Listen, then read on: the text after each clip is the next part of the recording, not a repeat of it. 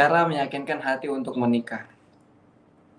Akhirnya saya coba ambil di situ konsep al-khabisatu lil khabisina itu dalam surah An-Nur ya. Dalam surah An-Nur Allah mengatakan al-khabisatu lil khabisina wal khabisuna wal khabisat. Jadi kayak ya udah deh, kalau saya ngerasa diri saya baik, insya Allah Allah tuh bakal mendatangkan kepada saya cewek yang baik gitu.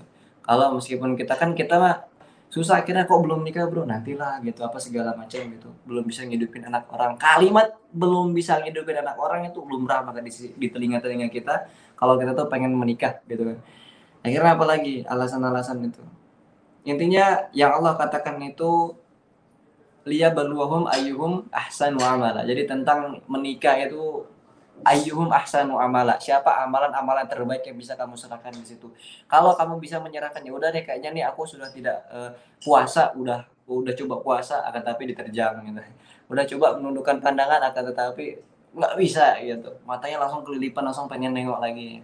Kalau udah kayak gitu ya udah deh. Fal yatazawwaj, maka cara yang paling ampuh ketika kita pengen menjaga kemaluan dan pandangan kita gitu ya, namanya adalah falyatazawwaj. Jadi intinya adalah jangan tentang siapa yang paling cepat, jangan tentang siapa yang paling mewah nanti pernikahannya, jangan tentang siapa nanti yang paling cantik istrinya gitu, bukan ya, atau yang paling ganteng suaminya, bukan, itu nomor kesekian dan kesekian.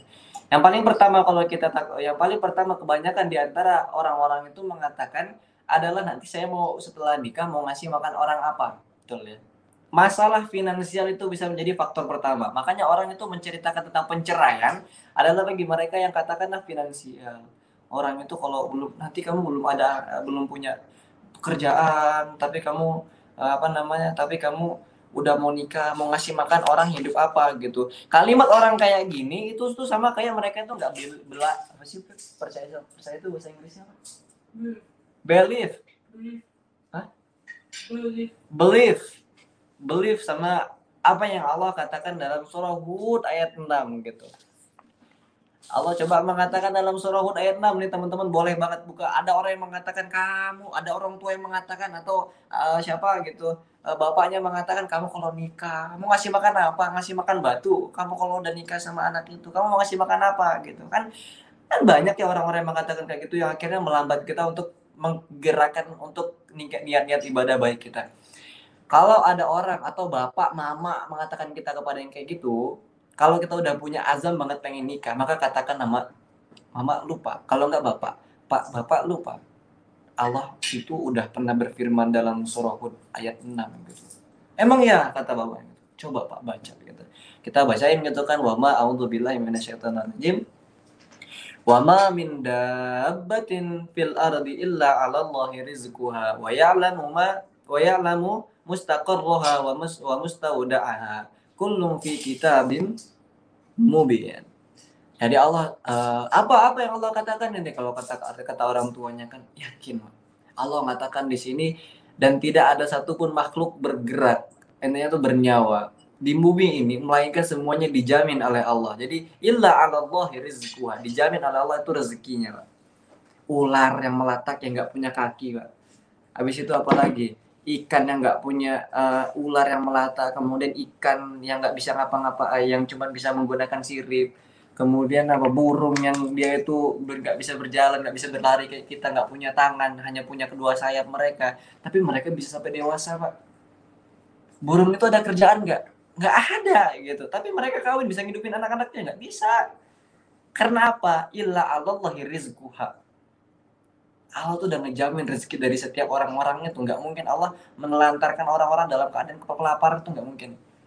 Kita katakan lagi apa? Singa itu kerja nggak gitu? Dia kerja di kantoran nggak? Enggak gitu. Dia kerja di apa segala macam? Enggak gitu. Tapi bapaknya nggak pernah mengatakan kamu mau nikah, nanti mau makan apa anak kamu. Allah itu menciptakan banyak, Pak, di dunia ini tuh rezeki-rezeki kita. Allah dari ratus tahun yang lalu kita menyadari bahwasanya Allah itu menjadikan zebra atau kijang atau rusa untuk kehidupan singa. Allah menjadikan ikan kodok apalagi segala macam serangga untuk kehidupan sang ular gitu. Allah menciptakan serangga-serangga kecil untuk kehidupan burung dan memberikan kepada anak-anaknya. Illa Allah rizquha. Bohong kalau ada orang mengatakan susah nanti kalau pengen mau nikah aku nggak bisa makan apa-apa gitu, bohong. Nggak ada, Pak.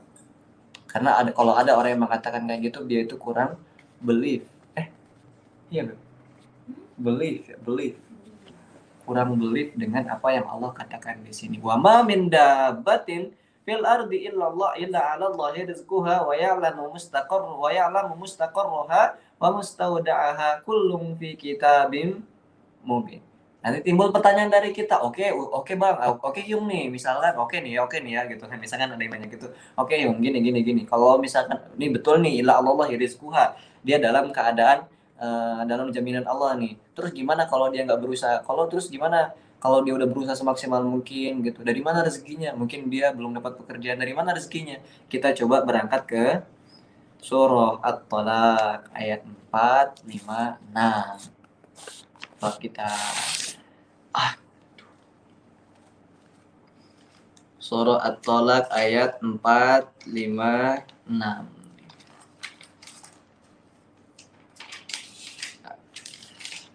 Ini mah kita ngambil angle-angle dari Quran dulu ya, baru kita ngambil angle-angle dari saya. Kalau angle-angle dari saya mah enak gitu, pengalaman bacanya. Ini Allah mengatakan kalau udah deh orang itu Pak, demi melepas dari yang namanya, ini bukan maksud, katakanlah kalau nikah itu bukan dari nafsu ya. Kalau nikah dari nafsu ya susah. Kalau nikahnya hanya untuk dunia doang ya itu susah gitu. Tapi kalau nikahnya itu hitungannya untuk dia, ya Allah aku udah nggak sanggup lagi menahan pandangan yang luar biasa liar ini. Ya Allah aku udah nggak sanggup lagi. Aku udah coba puasa ya Allah nggak sanggup gitu, diterjang gitu. Intinya orang pengen jihad, dia lepas daripada fitnah-fitnah mata, fitnah-fitnah kemaluan gitu, baik laki-laki ataupun perempuan, maka dia katakan ya Allah saya pengen nikah gitu. Orang yang kayak gini itu kan hidup dalam garansinya Allah Subhanahu Wa Taala, dan garansi Allah Subhanahu Wa Taala itu nggak kayak garansi HP, nggak kayak garansi mesin cuci, nggak kayak garansi TV.